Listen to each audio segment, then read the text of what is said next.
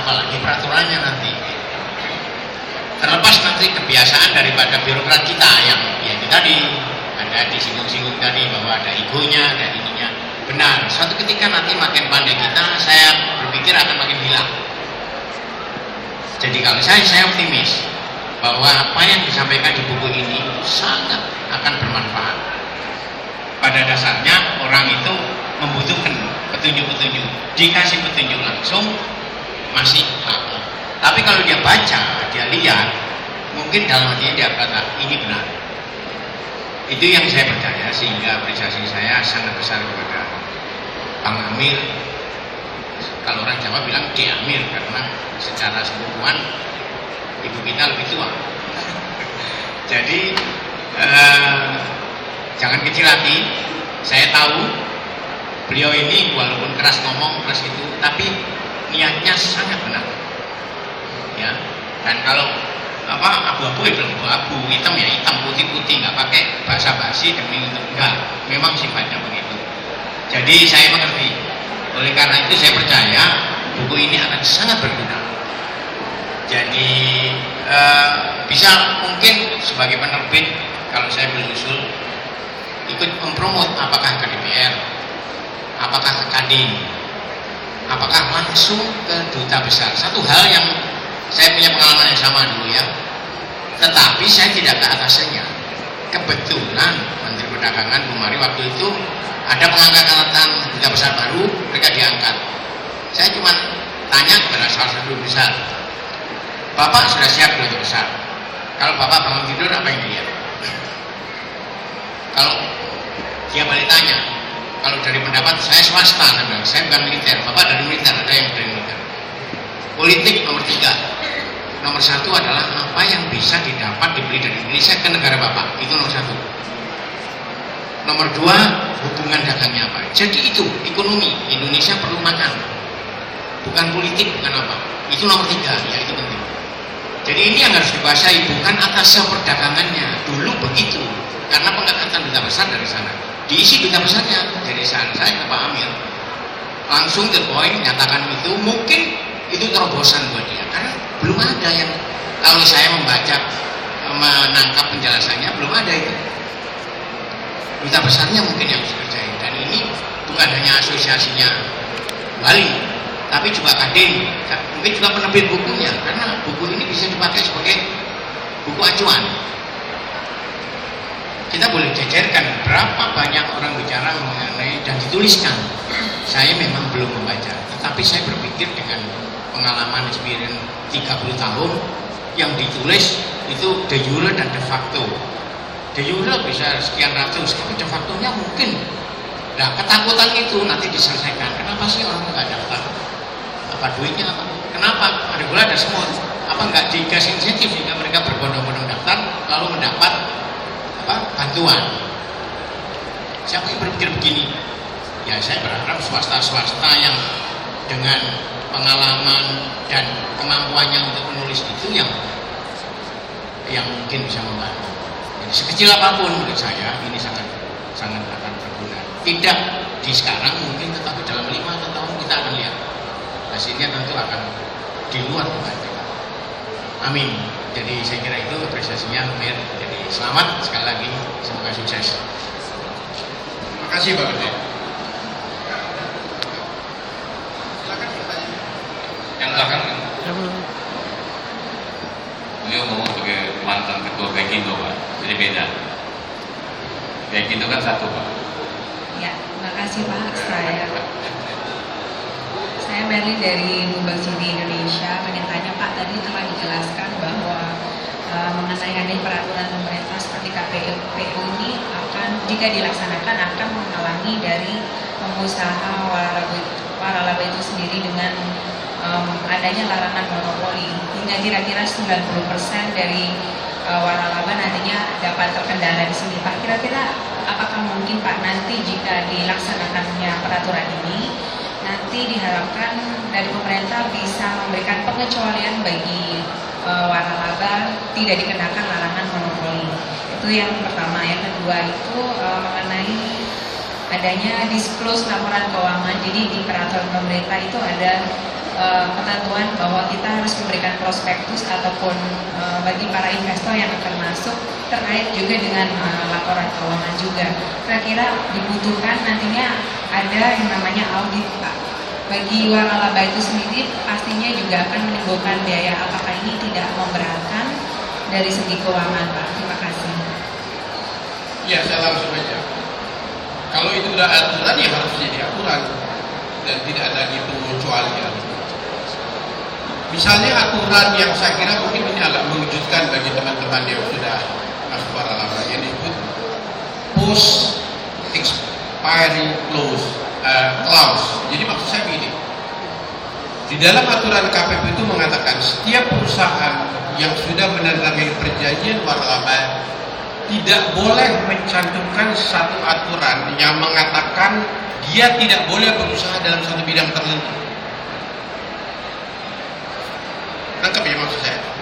Kalau kita waralaba dengan franchisor dengan franchisee, kalau dia putus, biasanya itu ada satu clause yang mengatakan si franchisee ini tidak boleh berusaha di dalam bidang yang sama untuk jangka waktu sekian tahun, 1 tahun, 6 bulan, terserah, tapi tidak boleh seketika tidak boleh berusaha dalam bidang yang sama.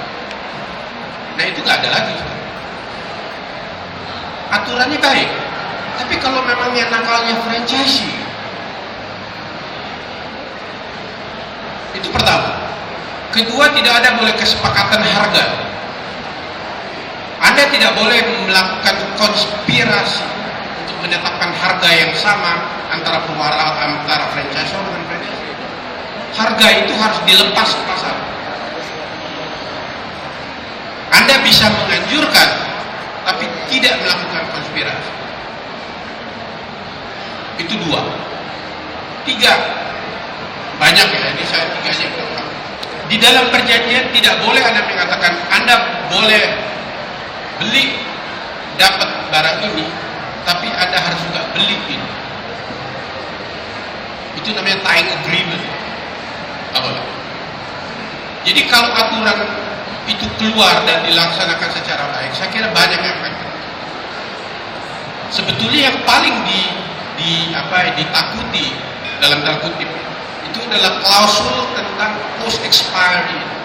Post expiry itu setelah satu perjanjian berakhir, si franchisee-nya itu tetap boleh berusaha dalam bidang yang sama, tinggal ganti merek. Tapi kalau dia pakai merek yang sama nggak boleh. Tadinya dia pakai nama Dani, gitu. Setelah saya putus dengan Pak Dani, saya tetap usaha tapi pakai nama Amir, boleh. Dan bidang saya sama. Tapi bidang yang sama.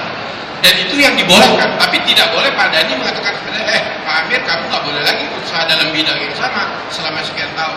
Dan yang tidak boleh itu adalah keluarga batik. Nah ini yang semuanya yang saya pikir sosialisasinya agak kurang di masyarakat. Mungkin kalau perjanjiannya dalam bahasa Indonesia atau hukum Indonesia mungkin bisa. Karena kan perjanjiannya kan dari luar. Enggak, ini hukum Indonesia yang berlaku. Jadi KPPU berdasarkan Undang-Undang Nomor 5 Tahun 1999, mereka memang diberikan hak untuk mengeluarkan aturan yang terkait dengan persaingan tidak sehat dan monopoli. Nah, jadi itu yang saya pikir kalau aturannya itu sudah ada, tidak ada pilihan lagi, memang harus jalan. Yang terakhir, yang tadi pertanyaannya ada tentang disclosure. Disclosure sudah menjadi keharusan. Ketika kita ingin menjual waralaba kita harus punya namanya prospektus.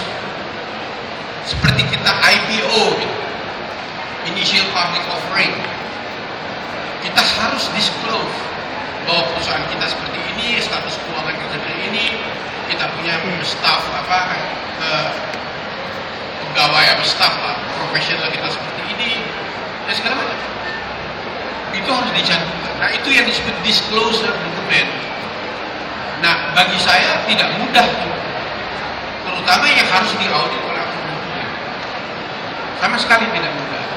Saya berharap harusnya dibimbing sekarang mereka supaya memang udah nggak ada saatnya deh kita main tutup-tutupan lagi. Kalau saya ditanya, Udah deh, nggak saat-saatnya deh main kucing-kucingan sama pajak. Kita sekarang di bawah 4 miliar ya, cuma dapat 1% ya kalau nggak salah ya. Final. PPh 23 sama PPh 25 langsung dihapus. Jadi sebenarnya juga dari segi pajak sudah memberikan keringanan. Jadi saya berpikir kenapa saya setuju, memang nggak mudah deh masa-masanya kita main kucing-kucingan sama pajak. Itu akan ketahuan. Apalagi kalau nanti semuanya udah linkage online, itu gampang sebenarnya. Cuman pertanyaannya asal uang pajak gua dipakai aja yang bener, jangan cuma dipakai sama si Gayus gitu. Nah itu tantangan, jadi tidak mudah, tetapi memang aturannya seperti itu. Dan itu merupakan tantangan dari waralaba yang harus kita sambut. Dan ketika itu menjadi satu aturan, itu mutlak menjadi aturan, kecuali aturan itu disambut, baru itu tidak berlaku. Oke, satu pertanyaan terakhir kalau nggak ada, oke. Langsung aja Pak ya. Ya langsung. Pak Amir, jadi menurut data terkait tadi, saya full dari tabloid BO Pak. Data menunjukkan bahwa bisnis opportunity Pak Amir. Jadi dari data baik dari Disperintan maupun Pak Amir katakan tadi, saya menangkap bahwa banyak di antara franchisor yang mengatasnamakan dirinya franchisor belum memiliki STPW dan lebih banyak franchise asing gitu ya. Apakah ini sebuah indikasi juga bahwa regulasi tetap harus dijalankan gitu Pak Amir ya? Walaupun seberapa berarti itu kan sebuah saringan untuk kualitas gitu ya. Nah, apakah ini dengan sedikitnya merek lokal yang memperoleh STPW, apakah merupakan indikasi bahwa kuantitas tidak diimbangi dengan kualitas begitu Pak Amir? Lalu apa yang kurang? Pembinaannya kah? Edukasinya kah? Selanjutnya stakeholder terkait seperti Wali termasuk di dalam Polsek Asia mungkin salah satu di antaranya, bagaimana untuk membina mereka agar kuantitas itu bisa seimbang dengan kualitas yang bisa jadi ekspor waralaba ke luar negeri bukan hanya sekedar cita-cita maupun wacana mungkin Pak Amir. Sekian. Iya, memang kualitas dengan kuantitas berbeda, tapi saya tidak mengatakan yang menggunakan pola lisensi itu kualitasnya lebih rendah dari waralaba, enggak. Karena beberapa perusahaan itu yang menggunakan pola lisensi justru saya kira lebih baik dari yang waralaba. Itu masalah yang saya pikir harusnya pemerintah memberikan tempat kepada usaha-usaha yang dijalankan secara lisensi supaya kedudukan hukumnya menjadi jelas. Bukunya buat aku ya. Di RUU Perdagangan itu saya sudah mengatakan gitu, masukkan pasal khusus tentang licensing, tapi ditolak tuh dengan alasan yang tidak jelas. Karena bagi perdagangan lisensi itu urusan Kementerian Hukum dan HAM. Ini untuk perdagangan urusannya ada Kementerian Perdagangan. Jadi kalau pertanyaannya apakah lisensi itu lebih rendah dari waralaba, saya kira enggak. Masalahnya sekarang kenapa orang menggunakan pola lisensi itu memang karena aturannya belum ada. Jadi saya bacakan, ini baru saya terima nih SMS. Selamat siang Bapak Amir Karamai, mohon bantuannya untuk memberikan informasi sebagai berikut. Apakah suatu pihak yang belum punya surat izin franchise boleh melakukan kegiatan waralaba dan berhak menarik uang franchise fee dan royalty fee? Ini panjang nih. Yang isinya dia mengatakan, SMS baru masuk, saya ngomong tiba-tiba masuk. Dia mengatakan bahwa dia sudah bayar franchise fee, sudah bayar royalty fee, tapi ternyata franchise-nya belum punya STPW. Boleh nggak saya tarik lagi ini? Jangan-jangan yang kirim ini ada di sini. Mungkin kadang-kadang diakalin, karena waralaba lebih susah terus dibikin license model itu. Iya, makanya jadi saya pikir sebaiknya seperti saya katakan tadi, saya sudah mengusulkan di RUU Perdagangan itu diatur dua, yang satu yang namanya lisensi, yang satu waralaba, yang satu business opportunity atau lisensi. Itu diatur supaya mereka yang menjalankan lisensi itu jelas. Kalau Anda baca di buku saya, by definition, apa yang disebut lisensi merek dengan waralaba itu hampir nggak ada beda. Hampir nggak ada beda. Karena kalau waralaba, franchisor, franchisee licensor dengan lisensi, dan ada merek yang dipinjamkan, ada sistem juga yang dipinjamkan. Ya, kalau waralaba yang banyak dipinjamkan merek dan sistem. Kalau lisensi ya merek aja. Teorinya, ingat loh teori loh. Dalam praktek kalau Anda baca undang-undang merek saya lupa tahun nomor 12 tahun 2001 ya Pak. Semua produk atau jasa yang berkaitan atau berlabel merek itu adalah milik franchisor. Jadi kalau ini misalnya barang ini milik siapa? Covernya ini milik saya. Kontennya milik saya. Museum milik saya. Tapi bisa nggak jadi debatable. Ini contoh yang paling konkret. Jadi poin saya yang saya mengatakan ini semua harus diatur gitu supaya tidak menjadi masalah di kemudian hari. Lisensi sekarang berkembang sangat pesat. Semua klien saya yang datang kepada saya mengatakan saya tidak mau waralaba, saya mau lisensi. Kenapa? Ya karena saya nggak mau diaudit pendapatan publik, saya nggak ada duit. Saya belum mau disclose, saya mau tetap close. Nah ini yang apa? Yang saya bukan mengatakan lisensi lebih rendah, enggak. Saya malah berani mengatakan beberapa perusahaan yang mengatur lisensi pandai ini itu lisensi itu. Aqualis ya. Sekarang udah mengalahkan London, soalnya London itu tutup. Aqualis bisa lihat. Mereka lisensi dan mereka lebih memilih lisensi bukan berarti mereka lebih buruk dari waralaba sama sekali. Dari segala macam aspek mereka baik menurut saya. Jadi itu yang saya bilang. Nah kalau kita mau ekspor apakah itu waralaba lisensi? Bagi saya what is in the name, kata Shakespeare. Apa artinya nama? Yang penting kamu pergi ke luar negeri dan kamu praktekkan dan kamu cari profit. Oke, ada pertanyaan lagi? Kalau nggak ada saya kasih ke Pak Adi mungkin